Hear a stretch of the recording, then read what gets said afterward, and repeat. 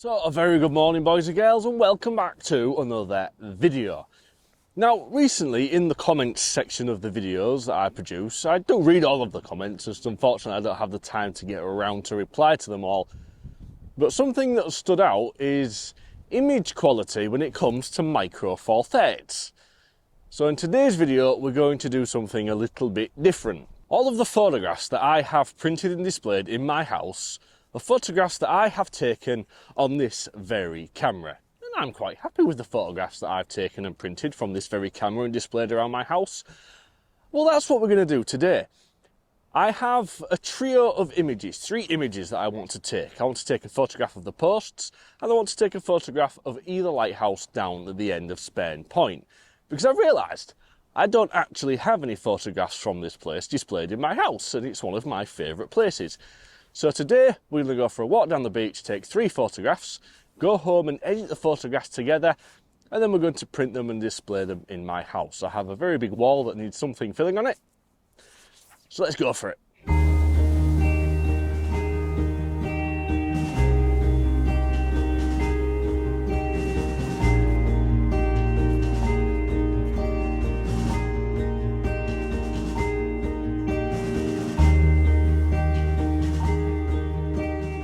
So the first photograph that I want to take today is of these posts behind me. The reason for that is twofold. The first reason, it's the first subject that you come to along this stretch of beach, and they're also my favourite set of posts. So I want to take a photograph of them to print for my house. And the second reason is, it's the only photograph that I want to take today that is really tide dependent. I want to get a nice black and white long exposure of the tide swirling around. You can see there's loads of white foam against the dark posts. And all the cloud in the background, it should make for a nice high contrast black and white photograph. So let's get the tripod and the camera set up and take this first photograph from today's video. Alright, so the camera and the tripod are now set up. So I've got a polarizing filter on, just reducing some of the shininess on the wet sand in front of me. And I've got a 10-stop filter on, just allowing me to slow the shutter speed down to where I want it. So we're at f8 and ISO 200. And with this combination of filters, that's giving me a 2.5 second exposure. So the plan here is to wait for a wave to come crashing up here, and then as the water retreats, like it's going to do now, get a 2-second timer going, and as the wave is kind of retreating out, it's going to leave all white streaky stuff around all of the stones, and it's going to give for quite an interesting little look in the foreground, while also softening some of the water around the posts. Another reason why I want to keep the shutter speed relatively fast for a long exposure is there is a ship on the horizon. And if it's still where it's supposed to be, it's bang smack in the middle of the frame. So not only do you have the long exposure going around in the front, you've also got a little ship on the horizon that's going to stay nice and still and nice and sharp due to the distances. So let's just take another couple of test photos. Here comes the wave. 2-second timer now as it's stopped. And now the photograph is taken as the wave is retreating. It's just leaving streaks in the surf. It looks quite cool for a foreground, so there's the first photograph down with the Olympus EM1 Mark II. I'm looking forward to getting home on the computer and having a play with that with you guys, and we'll edit it together when we get home. So now it's time to make the really arduous 3-mile hike down to the lighthouses. Not looking forward to it, but it has to be done. Best time of day for doing this, honestly. There is nobody about. There is this myth when it comes to landscape photography that you must only come out at sunrise and sunset for golden hour. It's a load of bull, that. I found this time of day, especially if it is black and white stuff, you can play with the natural contrast in the landscapes, especially, as I say, for black and white. So I'm hoping that one's going to work out all right, and now we need to get down to the lighthouses. So let's do it. Let's go for a hike. So the idea for today's video stemmed from a comment, a particular comment that I received a couple of days ago. Somebody asking about printing when it came to Micro Four Thirds, and that surely you couldn't print, I think it was a 36 by 24 or something along those dimensions, but in reality there are only 2 things that affect what you should and shouldn't print, and centre size isn't one of those.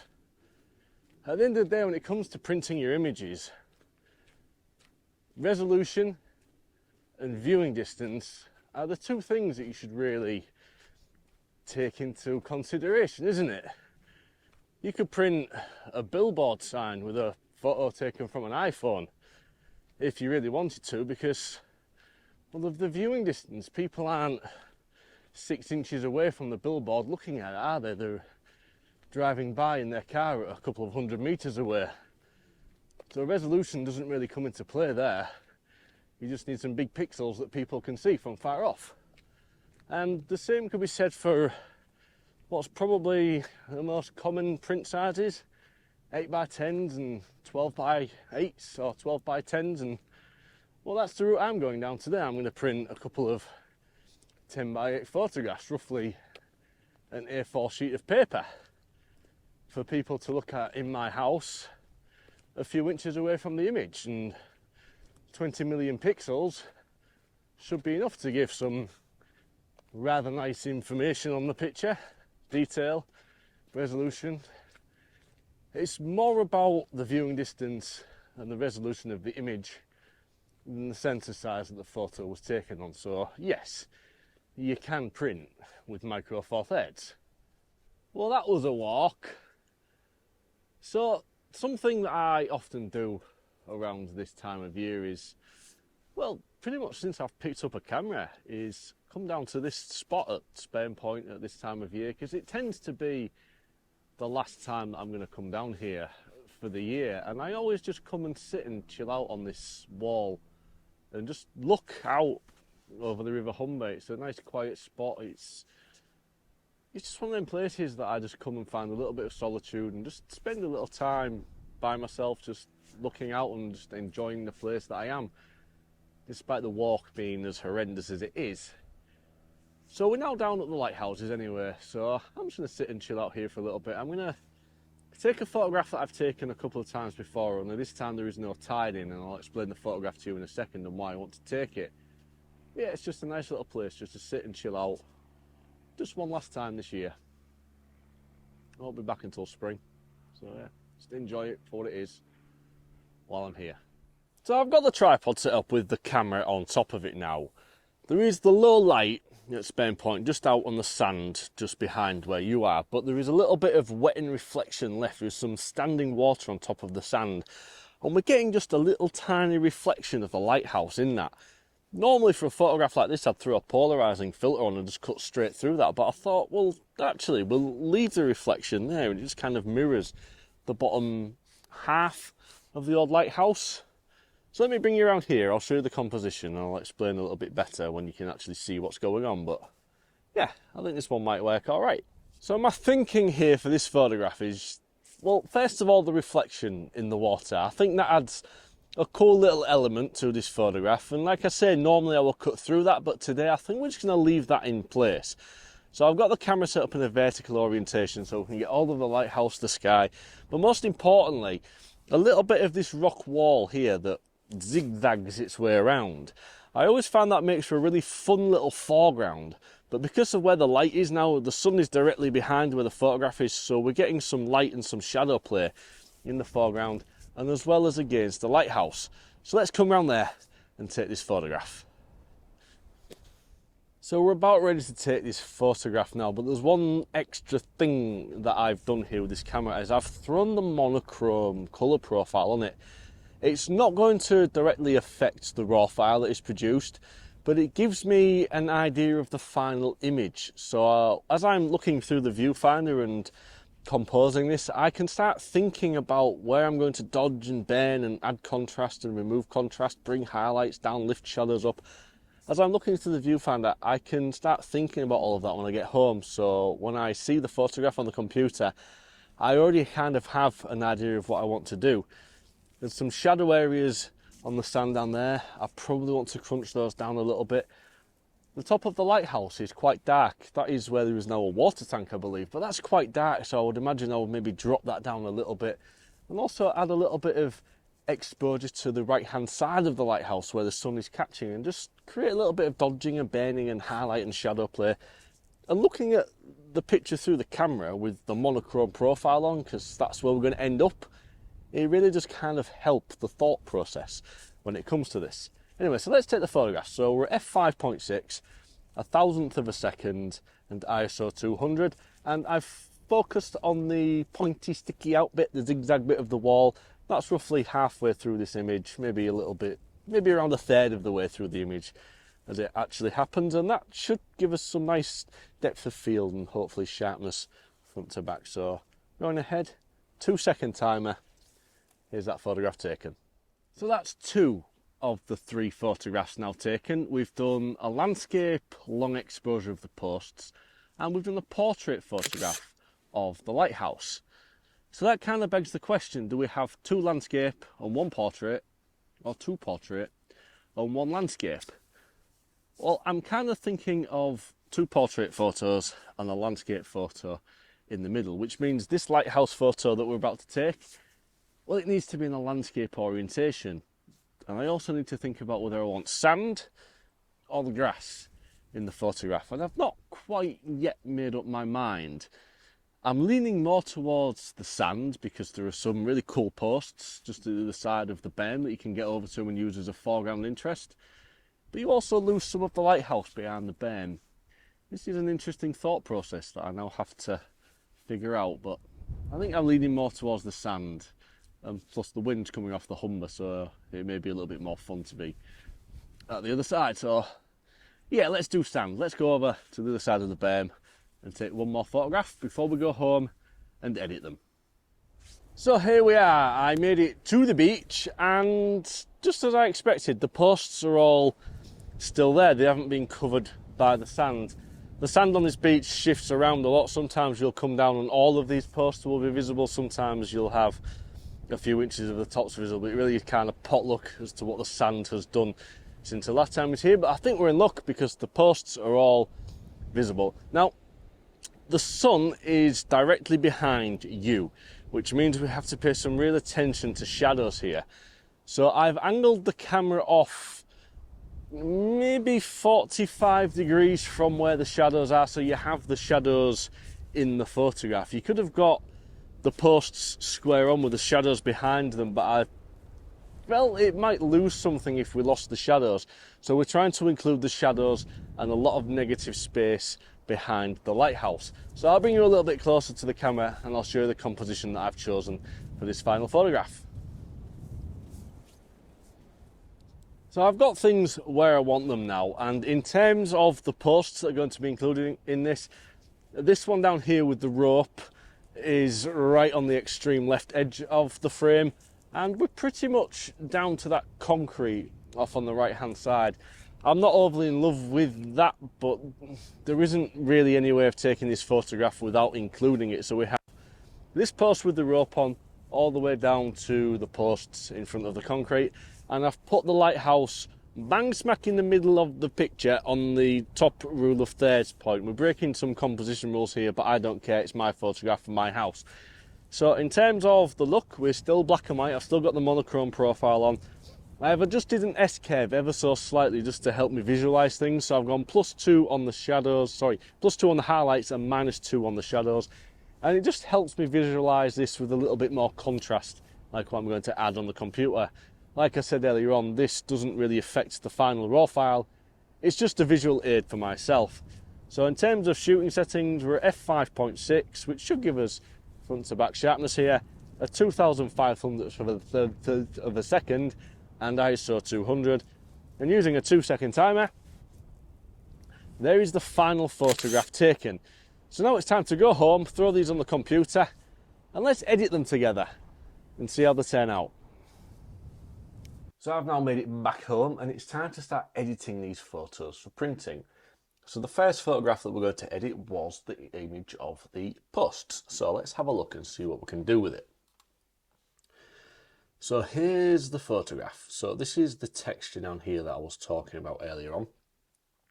Getting the 2.5-second exposures, the waves, sort of rolling out these some fun textures in the surf, and then you have all of the softening of the long exposure around it. So as with any other photograph of mine, we're going to start with presetting preset. And you can see that really just crunches down the exposure. So the first thing we need to do is bring that exposure back. Now looking at the histogram, about 3/4 of a stop looks all right to me. Now the next thing we need to do is crop this for a 4x5, which is 8x10, which is there. So this is going to be fitting onto the print that I'm going to do. So I'm just going to shift the crop over a little ways. I'm looking for even spacing between these posts here and these posts just in the water down there. Try and get them roughly where they should be. There we go. So the next thing is I want to turn this into a black and white photo, which is really simple. You just press black and white in Lightroom and that creates black and white. So the next thing we need to look at is the shadows. Now this bit, I'm going to grab the stylus. I'm going to go over to shadows and we're just going to raise them.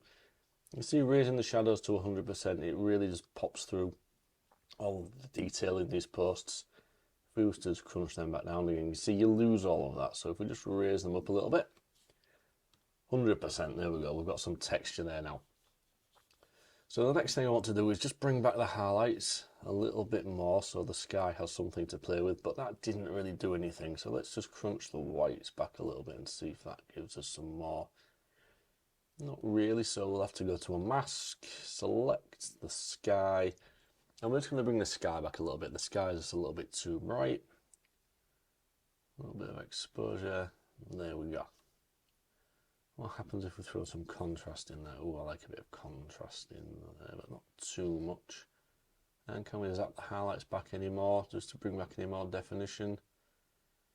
We can, but it kind of starts to look a bit muddy and mushy, so I think we'll actually raise them a little bit.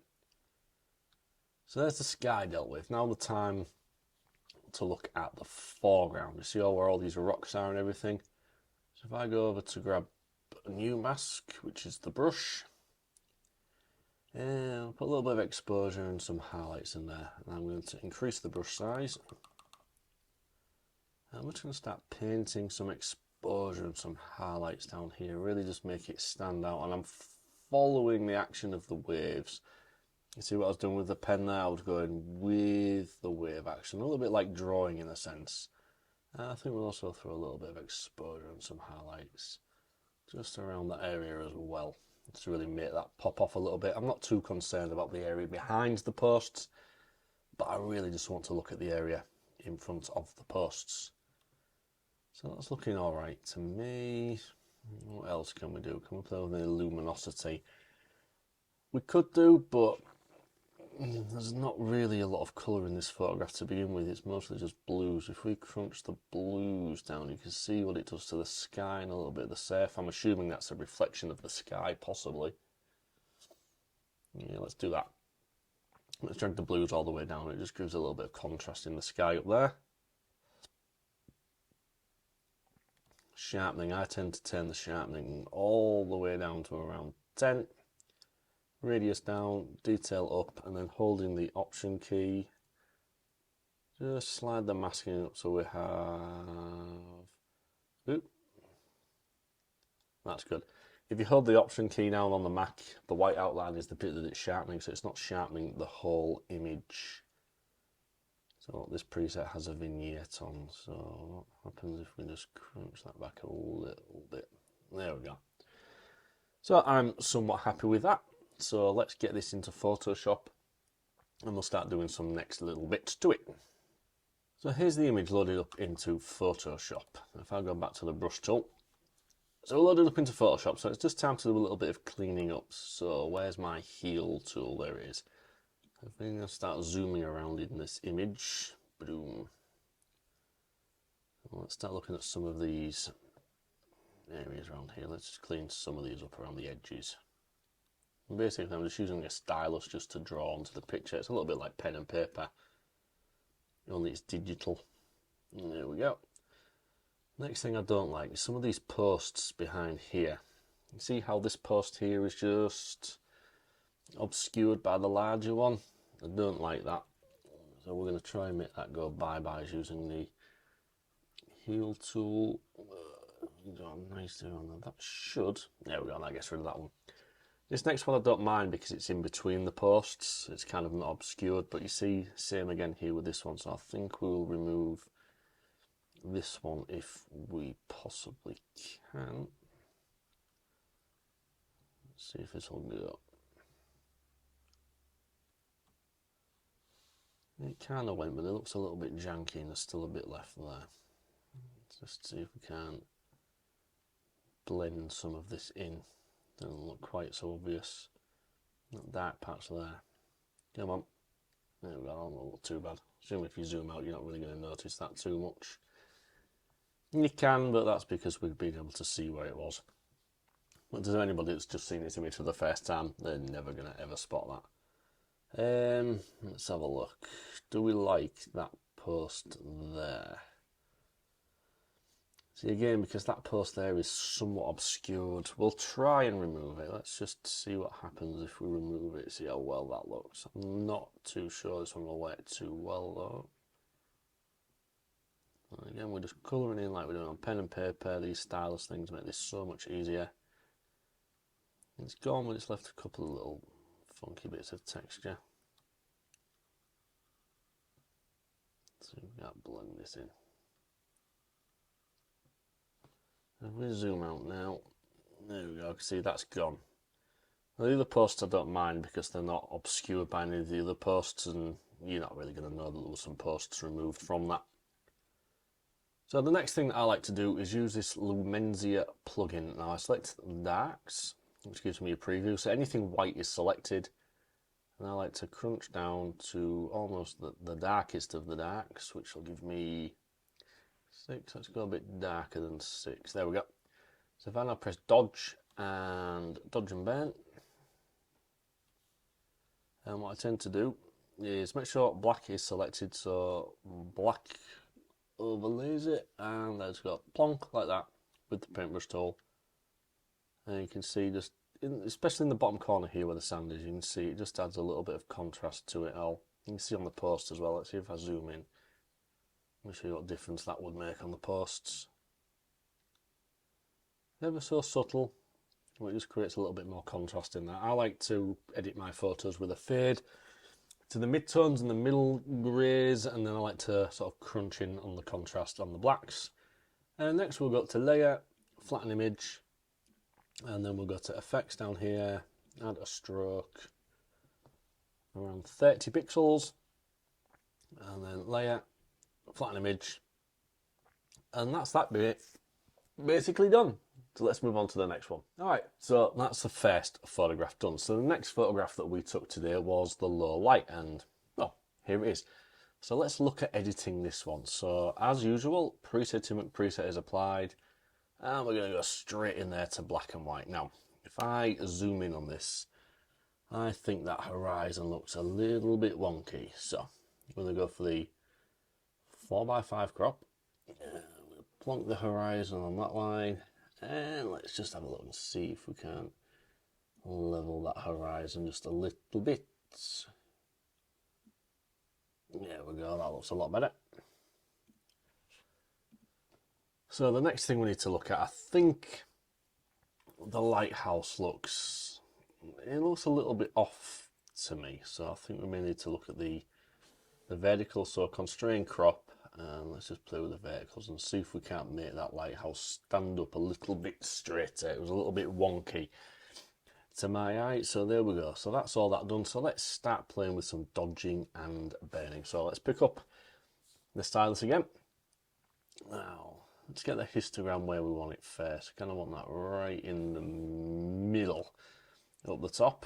We'll throw some contrast in here, and we'll bring the highlights down, and we're going to turn the whites back a little bit because we're going to play with them separately a little bit. So we're going to crunch the whites all the way down, and we're also going to bring the blacks all the way down. So I've darkened the image off, and now it's time to start selectively lightening things up a little bit. So we'll go for the brush, and we'll have some exposure. We'll start with around half a stop, if I can get half a stop with this fiddly thing. There we go. If I make this brush a little bit bigger, the first thing I want to do is I want to be able to see some of this wall in front of me. So let's just start painting in a little bit of exposure.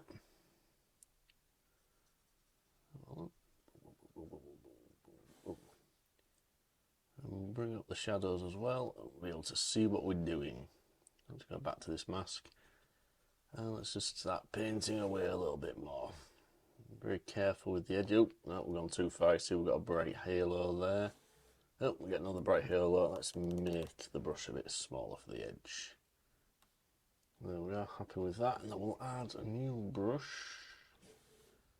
And this one we're going to crunch down the exposure a little bit and just darken off this shadow area down here. And the next thing, like I said earlier on with the lighthouse, we need to address that up there. So I want to darken this water tower off as well, just have a little bit of contrast to the lighthouse. Try not to get too close to the edges so we don't create something of a halo like we was doing on the rock wall. If I turn the mask overlay off, there we go. And like I spoke about earlier on, we're going to add a new mask and we're going to put a little bit of exposure on the right hand side of this lighthouse. So all we're going to do is just zip down like that and leave it at that. We'll zoom out. Let's have a look. Let's address the sky. The sky needs some highlights back in it, doesn't it? So if we go to select sky, and we're going to pop the whites back into the sky.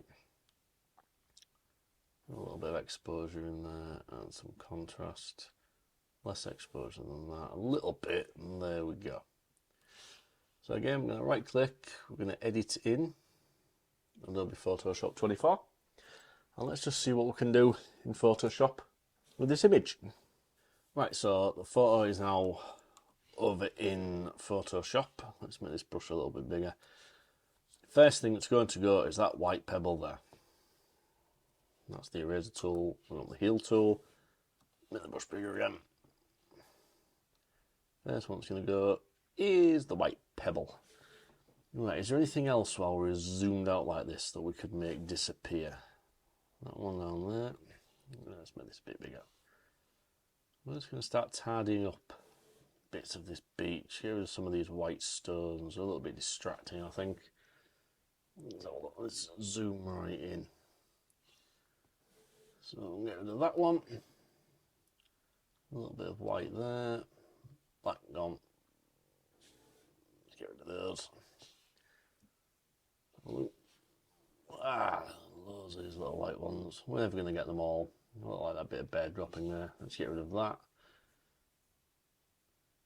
Anything else in the sky? That's some sort of bed. That's some sort of bed. We'll leave the geese. There's a little reflection of the lighthouse that I spoke about while we was down there. That looks kind of fun. Let's get rid of some of these little white splodges over here. There we go. That was before. We're going to go to Lamendia on darks. All the way down to 6. Dodge. Dodge and burn. Let me paint cam. And throw that over there. And you can see instantly that just throws so much more contrast into them darks. And that's the look that I was looking for. So layer. Flatten image. And once again, unlock the background layer. And we're going to add a 30 pixel stroke onto this image. So there's the second image done. So let's move on. And we'll play with the final photograph that we took at Spam Point. So if I just close Photoshop down. Bye bye Photoshop. There's Lightroom gone. Lightroom's over here. So there's that photo. We'll export that. Because that one's done. And the final one. Let's have a look. So preset to preset once again. And black and white. Let's have a look. So we need to raise the exposure a little bit because it's all the way over there. I want exposure. Throw some contrast in. Knock the highlights back. Lift the shadows up, we'll take the blacks back a little bit, I think. And let's move down and get rid of that horrible vignette. Leave a little bit of a vignette, but let's get rid of the horrible vignette. Scroll up, let's see, what can we do? Let's look at the blues. Ooh, that does some horrible things to the sky, doesn't it? What if we increase the brightness of the sky a little bit? What about in terms of yellows? Increase the yellows. Greens. There's no greens in this image. Oranges. There's got to be orange in there, isn't there? Let's crunch the orange down a little bit. So let's throw the 4x5 crop on. This is what we want to print with. Oh, don't like that. Let's shift things around a little bit. Let's get that right in the middle like it's supposed to be.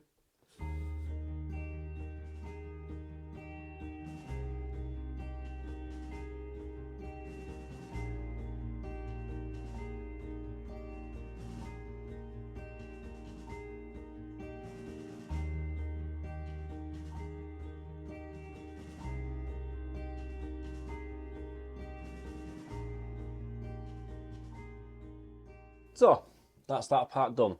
Not the best photos I've ever taken, but at least you get a bit of an insight into the editing process that I do.